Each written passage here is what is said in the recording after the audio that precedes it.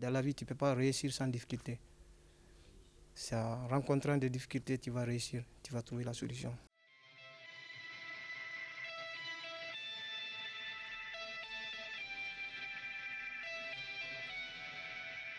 On fait véritablement, plus que la formation, notre préoccupation c'est l'insertion professionnelle, en étant un outil au service de la branche du BTP en fait.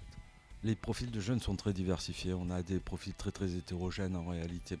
Donc il y a des gens comme Aboubacar que vous avez vu tout à l'heure qui sont issus de l'immigration, qui sont des mineurs non accompagnés, que nous on prend en charge 1 an avant leur insertion professionnelle. Véritable, ils ont des parcours ou 1 an en formation chez nous avant d'intégrer un CAP avec un contrat d'apprentissage, un patron, ou ils ont des contrats de 3 ans.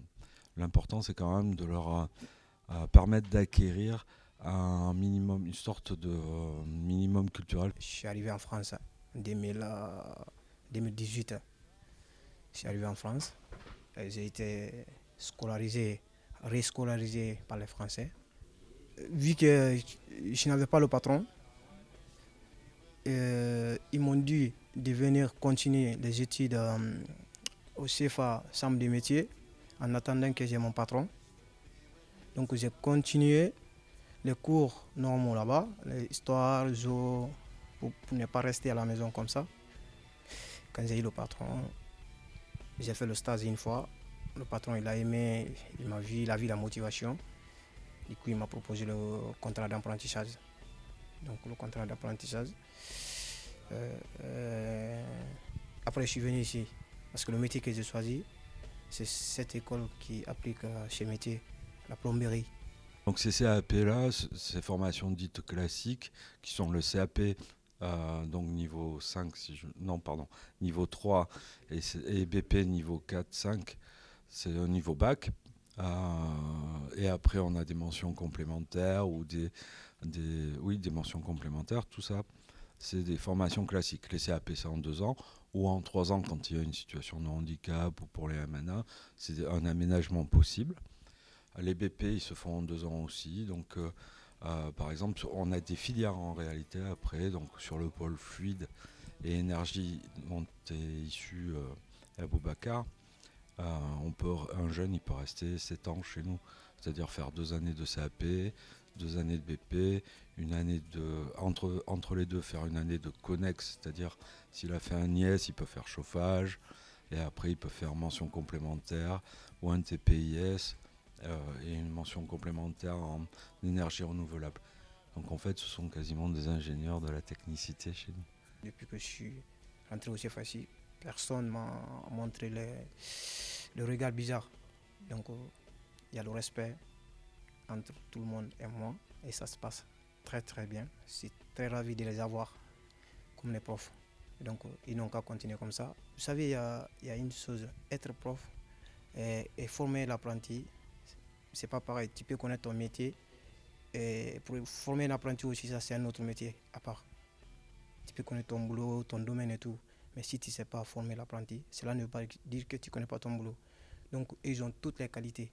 Après, tout au long du parcours, il peut y avoir du soutien, la différenciation pédagogique. Donc l'objectif étant que chaque apprenti qui rentre chez nous puisse obtenir le CAP. Alors pas à n'importe quel prix, mais en fait il y a toujours des adaptations. Et puis nous ici au socio-éducatif, on a mis en place de l'aide à la formation, ce qu'on appelle l'aide à la formation pour ne pas appeler ça soutien scolaire pour se différencier de l'éducation nationale. Cet accompagnement socio-éducatif n'existe pas dans tous les centres de formation. Nous, nos missions, c'est d'accompagner les jeunes pour les mettre dans les meilleures conditions d'épanouissement, de réussite et d'exercice de la citoyenneté. Quand je suis arrivé, c'était complètement perdu. Mais toujours aussi, il y a des bonnes personnes que tu t'approches, leur demander, leur poser des questions.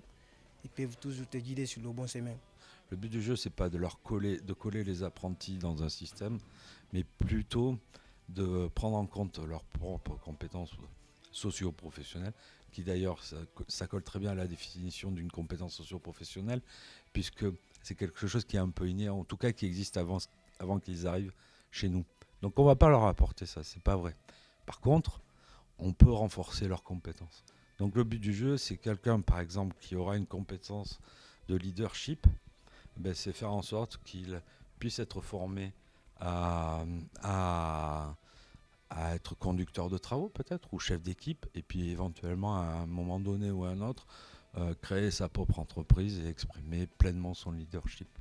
Donc voilà, nous, ce qu'il faut retenir, c'est que on est un outil d'insertion avec l'accompagnement socio-éducatif comme grosse spécificité.